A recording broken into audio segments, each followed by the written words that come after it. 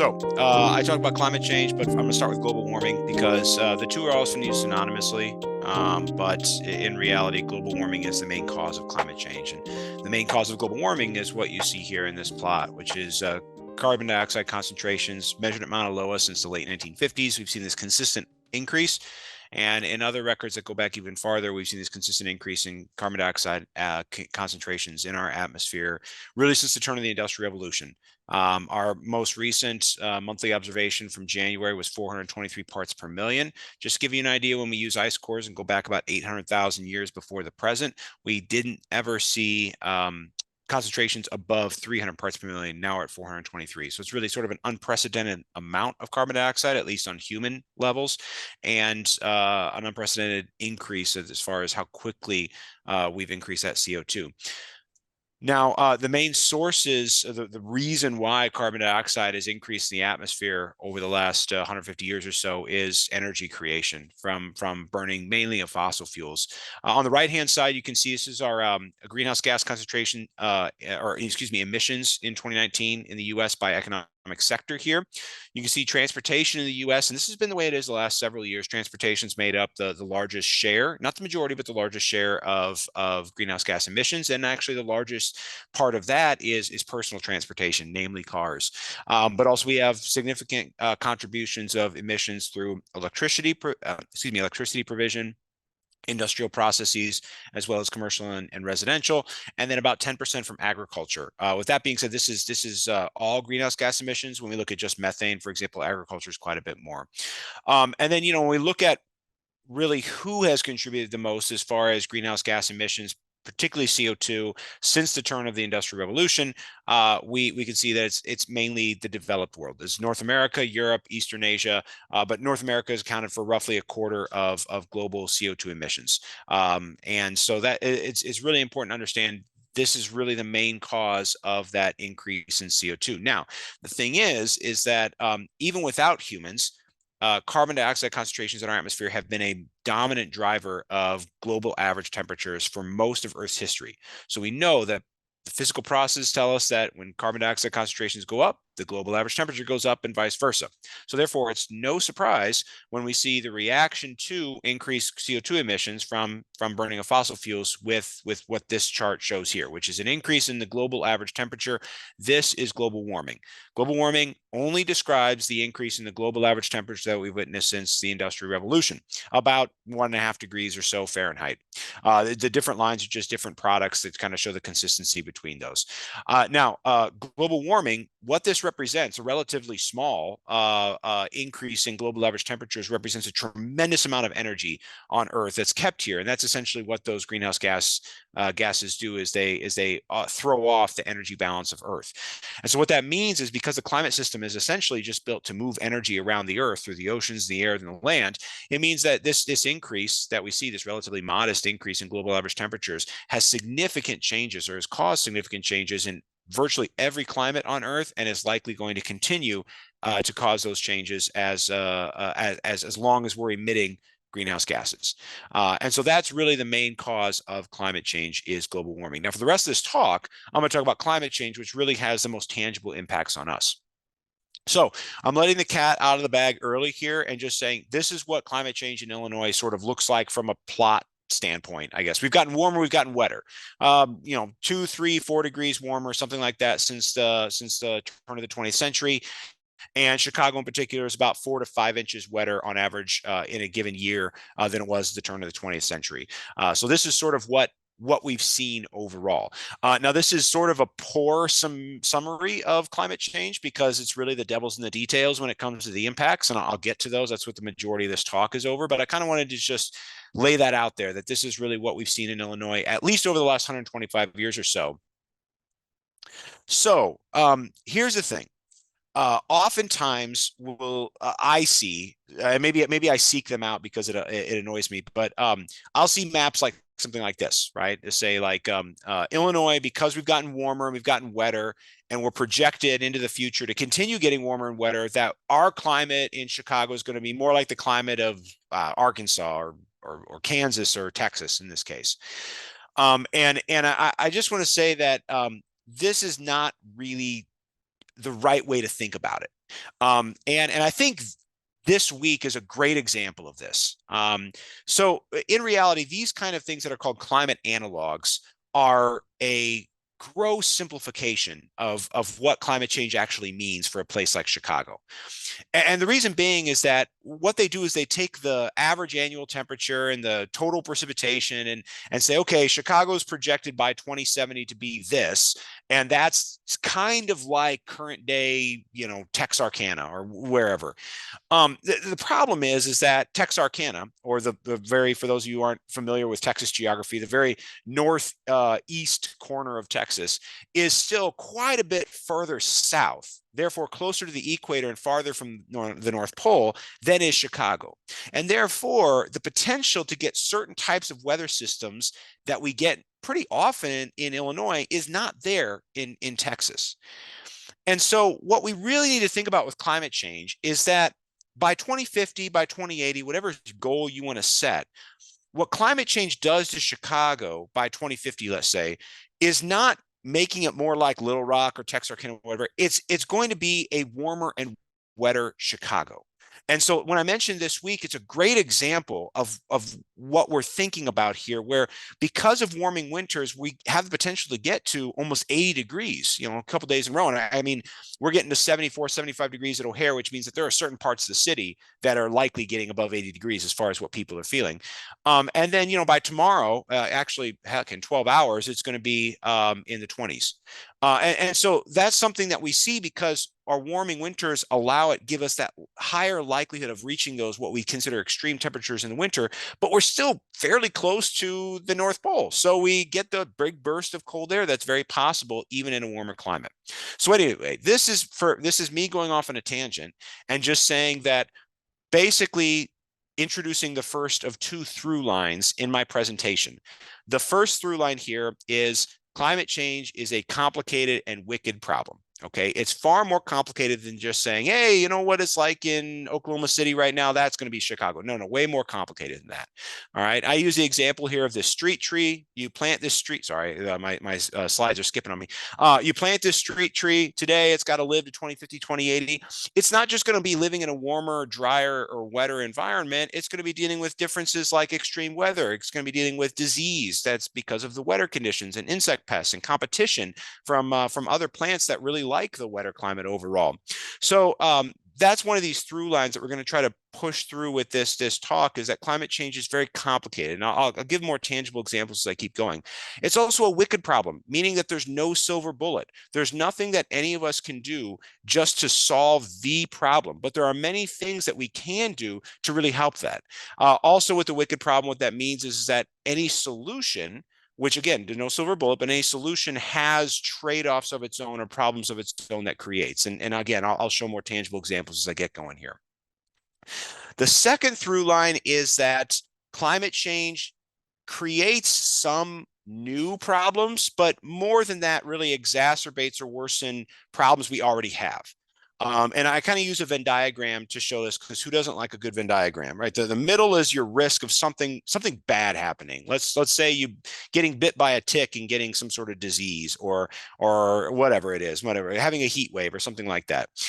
So that risk is a function of the hazard, right? The hazard of the heat wave or the flood or whatever else. And that's often how we think about climate change and how we frame climate change. Climate change makes these hazards more common, more frequent, more intense. But a hazard doesn't necessarily equate to a disaster. What turns a hazard into a disaster is the vulnerability. And that is the population, the people and the things in the way, the built environment, the socioeconomics, right? That sort of thing. Case in point, if one of those storms that I mentioned throws down a tornado in the Chicagoland area, but it runs through somebody's bare field right now and doesn't hit anything else, nobody's really going to care about it. That's a hazard that didn't create a disaster. But if that tornado drops down in a mobile home park, right, outside of Oswego or somewhere, that's going to be a problem. And that's when a hazard turns into a disaster. So that's why I say here that hazards are natural right? And disasters are manufactured by the vulnerability that we instill into the systems. So if nothing else, when you walk away from this talk, hopefully you never ever use the term natural disaster again, because there is no such thing. There are natural hazards, but with humans instilling vulnerability into our systems, we make those things a disaster. And so with that point, the vulnerability on the ground, which is a very important tenet of climate change impacts, is influenced not only by climate change, but by things like justice, where the vulnerabilities are, growth, as in how many people and how we're building our systems, and the planning of okay, we're building the system out, and how are we going to plan it to make it either more or less vulnerable. And again, I'm working at a very high level here, but I'm going to get down into more details as we go. But I wanted to set those two through lines before we get into anything else. Okay, now back to the regular scheduled program here of climate information. So this is precipitation trends. I want to talk about water first. I'm going to set temperature aside. I'm going to talk about water first. What these trends are showing are the change in winter, spring, summer, and fall precipitation going back to 1895 across the state. All right, and you can see the important things. Don't pick out a county and say, ooh, Bond County is really increasing or anything. Nothing like that. But more importantly, what we don't see across any of these maps is brown. The brown would indicate drying trends. We are not getting drier in Illinois. Every single season in every single corner of the state is getting wetter. Some seasons are getting wetter at a faster rate. So, for example, spring, summer, fall are wetting at a little bit of a faster rate than winter is in Cook County, and that's interesting. But in general, everywhere is getting wetter. Now, a wetter climate overall is not necessarily a bad thing, but there's some problems that come along with it. And that's why I call these sort of kind of things the water problems. And we'll kind of dive into this. Probably the biggest impact from climate change that we've witnessed over the last 30 to 40 years, not just in the Chicagoland area, but Illinois in particular, is flooding from heavy rainfall. Not flooding from a river gets too much water in it and it backs up and it floods in its floodplain, which is actually part of the river itself. No, this is flooding that comes from heavy rain. Okay, and I have the list here of a bunch of different types of events that have happened just since the last 3 or 4 years. Of course, the one in Cicero that dropped 8.5 inches in something like 18 hours that caused a significant amount of flooding. But even, we're having these kind of events where somebody in the state is getting 8, 9, 10, in some cases 12 inches of rain in just a day or a day and a half, and it's overwhelming our water infrastructure. And this is particularly insidious type of flooding because oftentimes it's flooding outside of mapped floodplains, and I'll get to that in a second. What that means, though, is that the people who are getting flooded, their homes, their businesses, their cars, whatever it may be, likely don't know the risk to that they have to flooding, and therefore don't have flood insurance, or even maybe things like renter's insurance to pick up the tab for the damage. And so, because this is outside of kind of river systems, it's less well understood, less well predictable as well. So this is a real issue that we've seen with just rainfall getting heavier overall, not necessarily just a bunch more rainfall, but heavier overall, that is overwhelming our stormwater drainage system in urban areas and our agricultural systems in rural areas. That's making for just too much runoff at too short a period of time, flooding a lot of infrastructure out. Now, I mentioned that's sort of the hazard, right? Like I mentioned, rain is getting heavier. So, which is nothing, the rain is getting heavier in Cicero. It's getting heavier in Burr Ridge and in Skokie and everywhere across the Chicagoland area, relatively at the same. It's not like, north of I-88, the rain is getting heavier than south of I-88, nothing like that. So the hazard itself is increasing at roughly the same rate for the entire Chicagoland area, but the vulnerability is not. So as I mentioned in these bullet points here, the most floodplains in Illinois the last 20 years, something like 90%, have happened outside the mapped 100-year floodplain. Part of that is this heavy rainfall. Part of that is the fact that the state's done a wonderful job of mapping our floodplains and limiting development in those floodplains. But as I mentioned, the flooding that comes from this heavy precipitation is not necessarily, oftentimes, not in a floodplain. It's just because of something like this, which is a photo from the Trib here, showing that, likely there's stormwater drainage system. I think I can see the sewer, the storm drain here, and it's probably just backed up because it's taking too much water, or maybe it's covered in leaves, or who knows, you know. And so this person here is having to walk through this water. Now, yeah, compared to having 5 feet of water in your basement, this is a minor inconvenience, but still an inconvenience nonetheless. And of course, standing water can have issues with public health and things like that. So there are some real issues there. And this is an economic problem as well. Just in the 9 years between 2011 and 2019, there was flood insurance payouts in Chicago alone, not just the state, but in Chicago alone, totaled $400 million. And you know, we're talking about you know, $40 to $50 million per year over that time period, and just in flood insurance payouts. And so this is a big economic problem as well. Now, as I mentioned, the vulnerability, which is really what determines what happens when we get one of these heavy rainfall events, the vulnerability is not evenly spread around the city.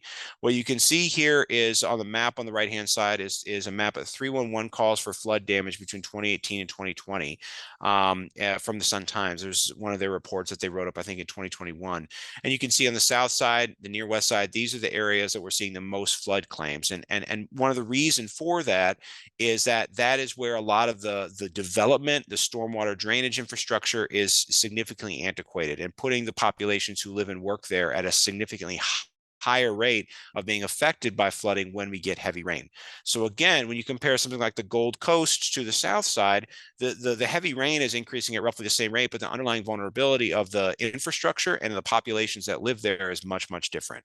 And so this is where this vulnerability, which by the way, there's a thing on Twitter or X or whatever we call it now, that says, I think somebody's hashtag that says every map of Chicago is the same map of Chicago. And it's really the case when we're mapping social vulnerability here. But you know, across this region, this difference in vulnerability has nothing to do with climate change. Climate change is just worsening the vulnerability that already exists on the ground. So that's, again, that kind of through line there. That's really important to understand, that climate change really affects the hazards, but the hazards kind of make clear the differences in social vulnerability and the justice issues, not just in Chicago, but around the country. I wanted to mention the change in the seasonality too. I got to stop using these maps. I keep throwing these maps in thinking that, oh yeah, I can, but they're needlessly complicated. But basically what you can take away from this is that on the maps on the left-hand side, these are showing that our climate models, when we project out into the future, what the climate's going to look like in Illinois, in Chicago into the future, the models are incredibly confident. They match up very well together, that spring is likely going to continue to get wetter. That's what all of these kind of green colors mean. Over here in the map, the two maps on the right-hand side, this is the same kind of projections for the summertime. And everywhere you see an X on these maps on the right, that's where there's not agreement between the models. So the models don't do a good job with summer. Lots of reasons for that. We can get into that in Q&A if anybody's interested. But the main point here is that when we project out a wetter climate for Illinois, it's not that every season increases the rainfall or precipitation at the same rate. It's likely that a bulk of that wetting trend, if that's the word for it, comes in the spring, whereas summer is a bit less certain. And so what does that mean when we think of projections of wetter spring? Well, it means that likely going to have higher peak stream flow in our major rivers. And so what this plot is showing on the left-hand side, this is from a recent paper by some folks at Princeton, showing like gauges across the stars, showing here the indication of gauges in the upper Mississippi River Basin, including the Illinois Basin, the number of gauges where we're projected increase in the peak kind of annual peak flood level. And we're seeing something like 80% to 90% of gauges showing an increase in that peak stream flow. So kind of the highest stream flow or gauge level that we see in the year oftentimes is in the spring. That's likely going to increase with the increase in wetness, even with a decrease in snowpack, kind of like what we're seeing this year, where the upper Midwest has very little snow to speak of. Even with that decrease in snowpack, we're still seeing that increase in stream flow because of the increased rainfall. Okay. So talking about precipitation, let's talk about temperatures. It's a good week to talk about temperatures because they've been pretty crazy. So here's temperature trends. The historical change in temperatures over the last 125 years or so by county, same as those precipitation maps, only this is for temperature. And you can see that the bulk of the warming has occurred in winter and to a lesser extent spring across the state. Winter's warming at about 4 to 5 times the rate of summertime. And actually, our nighttime temperatures in all of these seasons are warming at a much faster rate than our daytime temperatures have. And so, I've gotten this question like a dozen times the last couple of days. How is this what we've seen, the 75-degree temperatures and all that? Is this climate change? And it's like, well, it's such a poor way of phrasing a question, but what climate change really is of course it's affecting all our weather, because the weather is really linked inextricably to climate. But in reality, the way we think about this is that as we're increasing as winter temperatures are increasing, and as they continue to increase, it makes it more likely that our natural weather variability on top of that climate trend is going to produce an 80-degree day or a 75-degree day in Chicago, or more of the 75-degree days. And so the impacts that come of that are likely to become more frequent. And so again, I just want to highlight this big red plot here. This map on the left-hand side is showing that the bulk of that warming is happening in the wintertime. All right.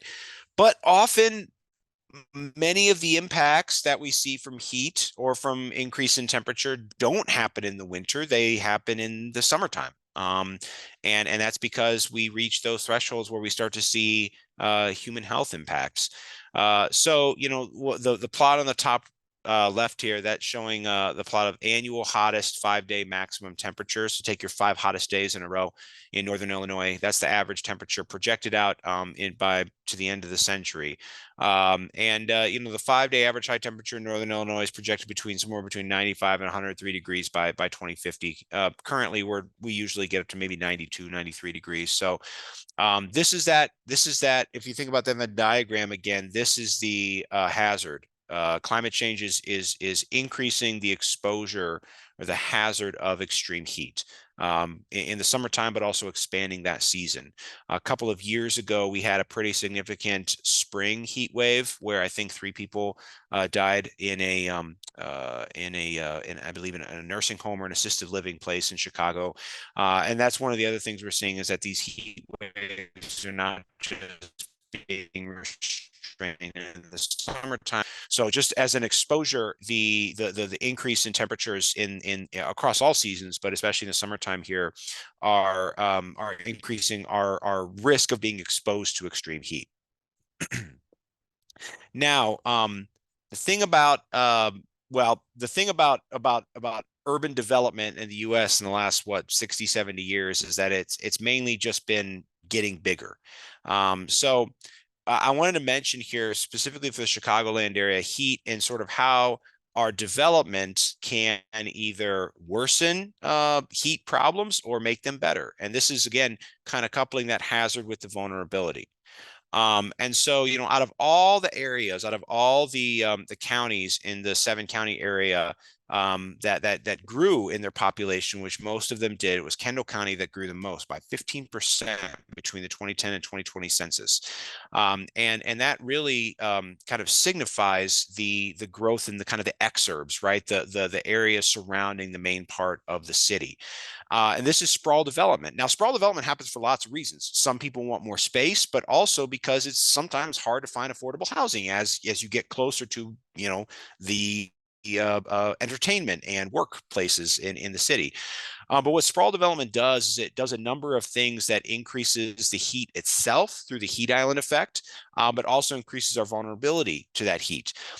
So the heat island is the urban heat island, which Chicago has a pretty significant urban heat island, is caused by the development. And so the larger the area of pretty substantial development, or maybe the smaller the area of connected green space or rural area, means the larger, generally speaking, the more intense your urban heat island is. So as the Chicagoland area sprawls westward, because of course it can't sprawl eastward, it increases the size of that developed area and therefore the intensity of the urban heat island in the urban core.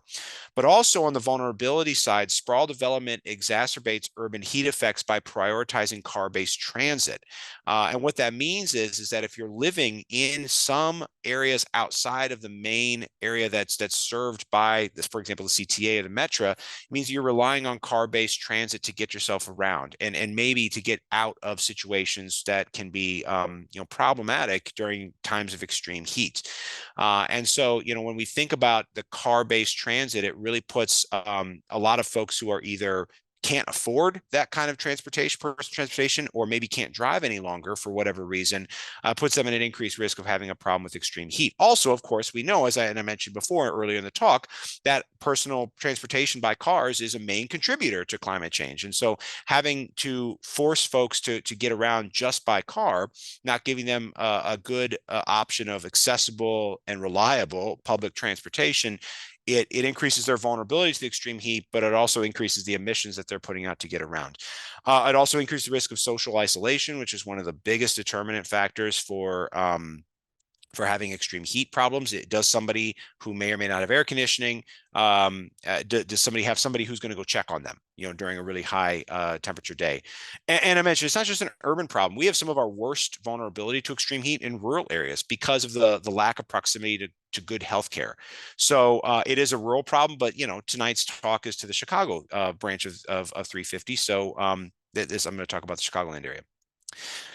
And you may be thinking to yourself, well, the vulnerability itself is a problem, and indeed, just like the vulnerability to the flooding, like I mentioned before with that map, the vulnerability to extreme heat is very similar. Again, the same. One map of Chicago is always the same map of Chicago. So the middle map here is showing the heat vulnerability index by census tract in the city, which means that basically the areas in the darker shades of orange and brown are areas where if we get a heat wave, those are likely going to be the areas that are going to experience the largest impacts. Those can be economic impacts, but it can also be health impacts as well. One of the big solutions for urban cooling and for there's many co-benefits to tree planting in urban areas. And it is a viable solution. I'll talk about planting trees here later on in this talk. Unfortunately, when we look at tree planting from 2008 to 2020 in the city of Chicago, and really we can go back to the 30s with this, what we see is that most of that tree planting has occurred in the areas of the lowest overall socioeconomic vulnerability. So at least over the last 20 years or so, we've seen the majority of that adaptation strategy of cooling the city put in place in areas of pretty low vulnerability to extreme heat, which is exactly the opposite of sort of what you want. Now, we'll say the city's gone a long way in the last couple of years at really this tree equity and prioritizing planting in the warmest and most vulnerable neighborhoods. So it was a great way or a great outcome of the Chicago Action Plan, and hopefully that continues into the future. But this is something really important when we think about these adaptation strategies, that when we need to consider the underlying vulnerability, not just the fact that, yeah, okay, extreme heat's going to get worse, we're going to see more heat waves in Chicago into the future, but that not every neighborhood is going to have the same kind of response from a public health impact. And so prioritizing tree planting and other types of mitigative solutions to help reduce impacts from things like extreme heat in those most disadvantaged neighborhoods has to be an absolute priority. And again, not just in Chicago, but every city.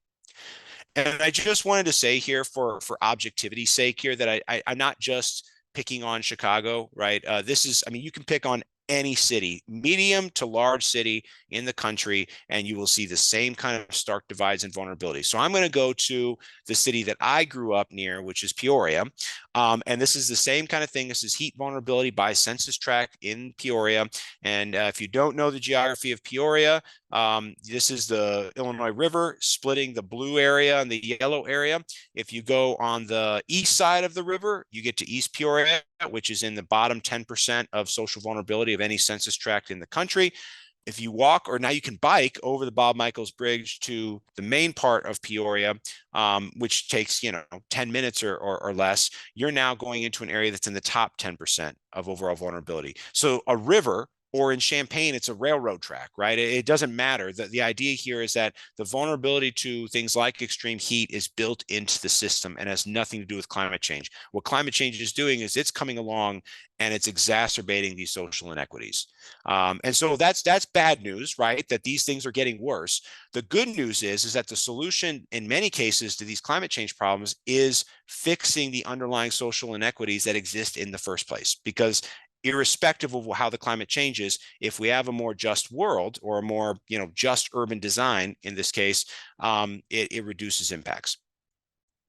Okay, so that's what I have about extreme heat. I'm going to start winding down here, I wanted to talk about flora and fauna, about plants and animals. It's really complicated. Plants and animals, especially, are culturally, economically, or environmentally important species of plants and animals, face multifaceted threats from extreme weather and climate change. Things like extreme weather, right? Extreme heat, drought, right? Plants are feeling that as well. But we also have the issue of the Chicago or the Illinois climate's getting warmer and wetter, and it can make a more conducive environment for certain types of non-native pests or non-native species of or invasive species of plants and animals. And so we're having emerging pests and diseases and competition that kind of compounds onto that extreme weather that really makes a challenging environment for many of our important native species of plants and animals. And this is particularly the case when we try to think about nature-based solutions, right? Which is using our building the blue or the green infrastructure, but without we need to realize that infrastructure itself is itself very vulnerable to climate change. I just use the example here of the changing hardiness zones. And I don't want to spend too much time on this, but basically we compare the USDA hardiness zones from 2012 to 2023, and we've seen a pretty significant shift. Here in the Chicagoland area, what we've seen is an expansion of that 6A region into the exurbs. Now, part of this in the Chicagoland region is driven by development. Obviously, we've seen a lot of development in northern Will County, and that's that urban heat island, right? That's really warming those winter temperatures. But this is a trend that's likely going to continue. And so, if you have different types of plants or trees that are already at the very southern edge of their range, they may not be the type of species that could thrive in Chicago by 2050 or by end of century. We also have these issues of shifted phenology. Gosh, this is a good year to talk about shifted phenology because I have spring bulbs coming up already. I just heard from the Morton Arboretum colleagues there that the silver maples across the city are starting to bloom. And that can be an issue because we aren't necessarily seeing an equivalent change in spring freeze. So this kind of really early spring, like what we'll see this year, could put our plants at an increased risk of spring freeze damage, but it also can set up some pollinator mismatches as well. And that's a big issue, not just from native ecosystems or natural ecosystems, but also our horticultural crops as well. And I mentioned, when the plant does get to the summer, it's not just the summer heat and humidity that harm humans. The plants don't really care for it much either. I wanted to show this plot here. This is showing the number of cool July nights in Chicago going back to 1959. And this is the nights in July where we get a nighttime temperature below 55 degrees.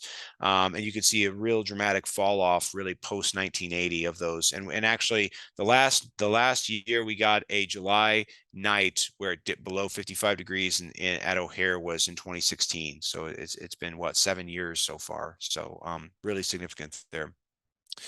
And as I mentioned, it's even worse in urban areas, the summer heat, humidity. So when you plant these, I mean, the life of a street tree is just awful, right? It's getting salt sprayed, people carve their initials in them, all that kind of thing. But it's also, it may only have maybe a square meter of soil to work from, and the surrounding development around that street tree is going to increase the intensity of extreme heat, and it's going to increase the intensity of drought when we have drought, and it can really be a problem. And so again, if we're putting a lot of eggs, not all the eggs, but a lot of the eggs in the basket of planting more trees and increasing the quality and the quantity of green space around the city of Chicago and the Chicagoland area more generally, we have to make sure that we're putting in place management plans so that when these trees are planted, they can make it to maturity and we can, reap the benefits that they can bring us. I also want to mention animal health here. This is really real quick. Want to hit on this. This is mainly just an example to show how complicated things are.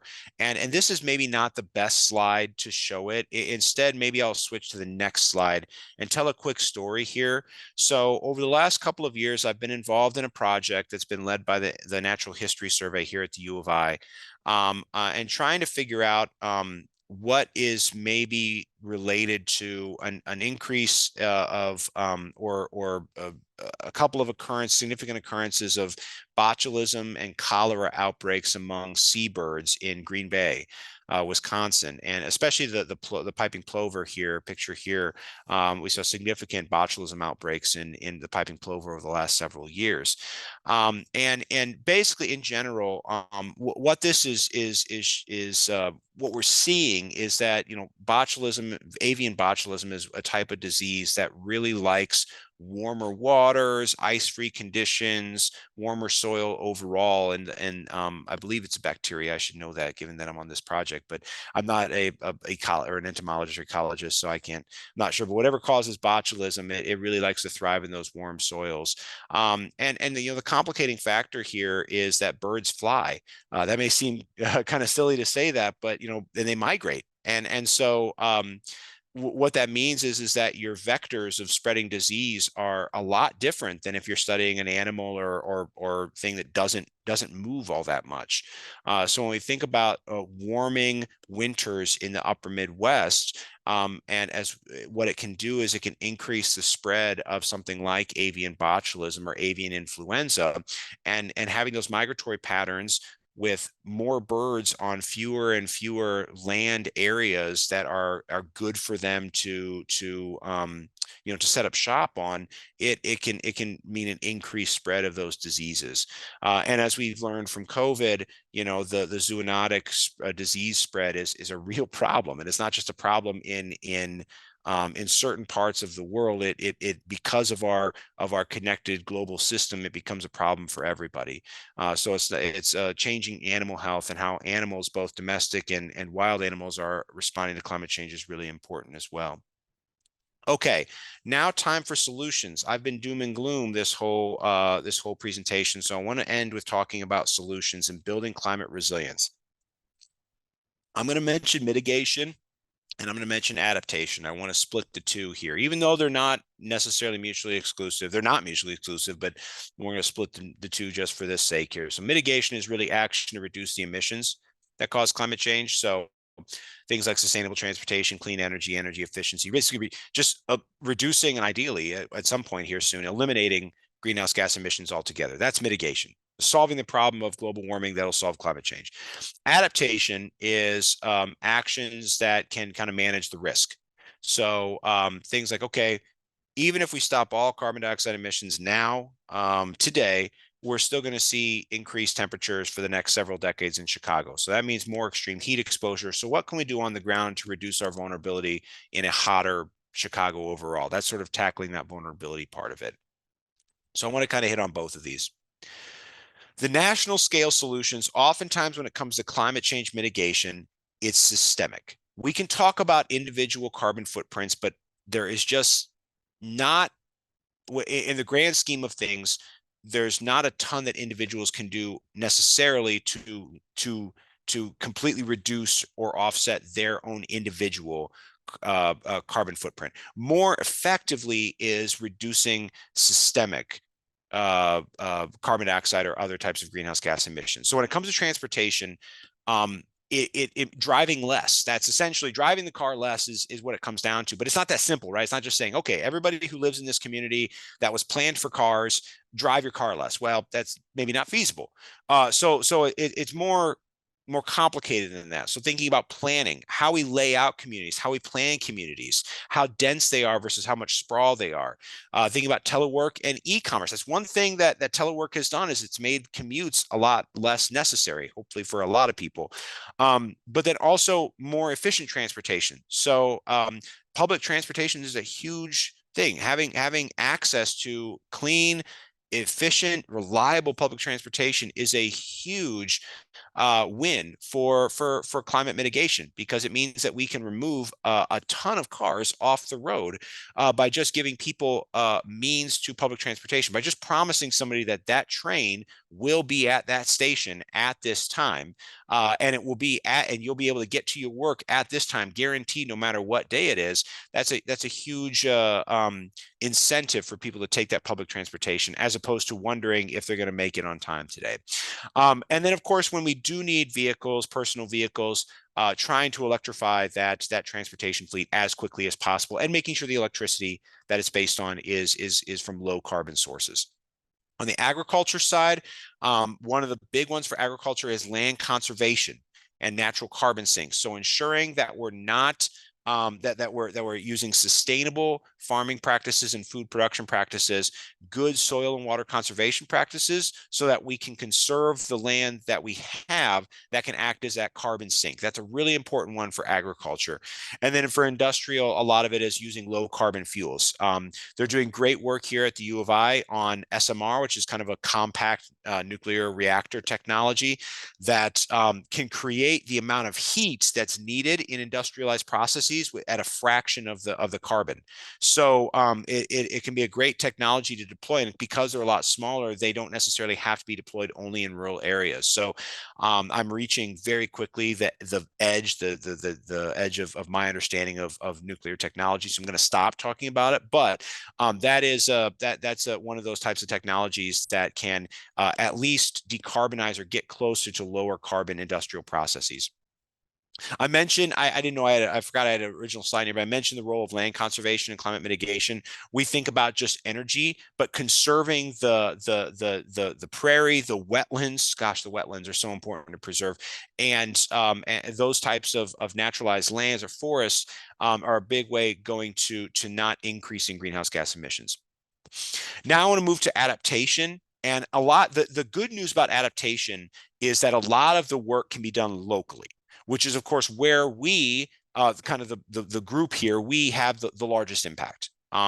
So I've mentioned planning. I can't harp on this enough that community planning, whether you're in rural areas or urban areas, means so much to how you live and how your lifestyle contributes to climate change, or maybe doesn't contribute. So thinking about new development, there's no reason new development shouldn't all be net zero.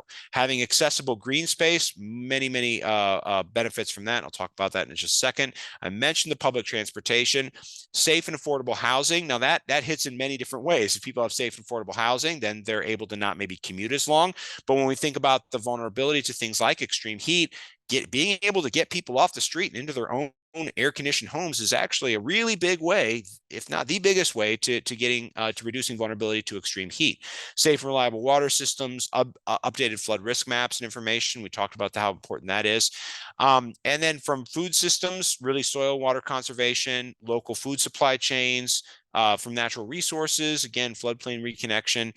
And then that kind of through line that I mentioned before, that second one here, the just transition, is really an investment in those most vulnerable communities, and not basing this off of just kind of what I would consider like a piñata type approach, where the candy falls out and everybody just kind of goes for it, and whatever they can get their hands on, that's what they do. That's not really going to be all that beneficial. So making sure that there's deliberate investment in the most vulnerable communities, and that all these policies are equitable, so that we're not seeing those same maps of Chicago 30, 40 years from now with the vulnerability to extreme heat, that it's all kind of low vulnerability overall, no matter what neighborhood you're in. I've mentioned trees a lot. Trees are a great solution. We need to manage trees, right? We need to make sure you can't just put a tree in the ground today and say, hey, my city's cooler. Manage them, watering them, but they do provide a lot of co-benefits. We've talked a lot about the cooling effects. They also decrease air pollution, protect biodiversity, providing habitat if the right trees are planted, right? When we talk about diversity here, we don't, right, whenever we have one with ash trees, we don't want to plant all the same species of trees. But they also improve mental and physical health as well. Study after study after study shows that the more people are exposed to green space and trees, the less the intense and the lesser rates of things like depression and anxiety. Again, thinking about climate resilient design, I use the Central Wharf Plaza in Boston here. They could have just put in a little area to help kind of reduce stormwater, but they planted trees there. They made it there's a little playground kind of back in the back corner that you can't see. It's a nice community area where people can go that's significantly cooler than some of the more developed areas around it. Not to mention that it's kind of a nice thing to look at if you're looking at a major cityscape. And so this kind of deliberate planning for climate resilience is a really important piece. And again, this isn't just for big cities. Having to do this in our small communities is just as important.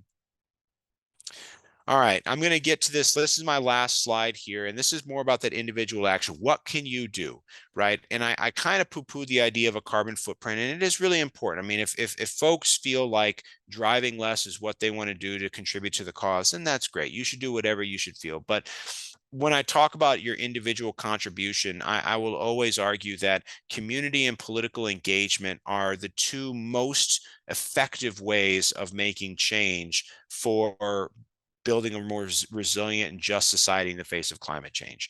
And the reason being is that, again, a lot of these problems, whether they be the emissions problems or the vulnerability and inequity problems, are built into the system. They weren't caused by one person, they're systemic, which means that it really doesn't take one person to dismantle them. It takes the entire system to dismantle them. And so making sure that from the zoning board to the dog catcher elections, all the way up to your mayoral elections, to the governor elections, all the way up, that you're making sure that the people who represent you are folks who have a priority for just healthy communities and climate resilient communities kind of holistically.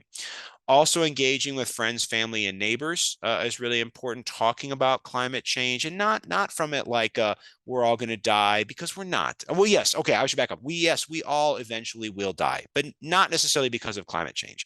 It's not a doom and gloom situation. We have some big challenges ahead of us, but engaging friends and family to say this is really important. We should think about this. And again, it's not necessarily what can I do to reduce the number of heat waves that Chicago is going to have. That's sort of silly, but thinking about, okay, how can I make my community more livable space? How can I make it more equitable? How can I make it more, sustainable in how people can get around, and that sort of thing? All of those things are really important, again, especially for climate adaptation.